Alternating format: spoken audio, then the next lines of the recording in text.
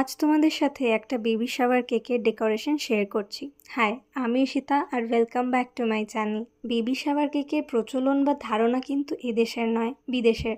বিদেশের gender reveal cake থেকেই এদেশের বেবি শাওয়ার কেকের প্রচলন বলা যেতে পারে।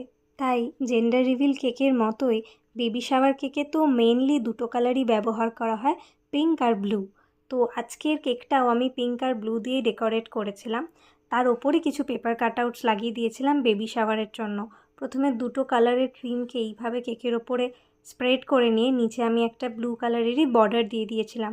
তারপর আমার কাছে কিছু পেপার কাটআউট ছিল, সেগুলো লাগিয়ে দিয়েছিলাম। ওপরে একটু গোল্ডেন স্প্রিঙ্কেলও দিয়ে দিয়েছিলাম। আর এইটা আমি বানিয়েছিলাম স্ট্র আর পেপার কাটআউটস দিয়ে। তোমরা জানিও কেমন হয়েছে। নিচে আমি কাস্টমারের দেওয়া পিকচারটাও অ্যাটাচ করে দিলাম। তোমরা আমাকে কমেন্টে জানিও কতটা সেম করতে পারলাম কি না।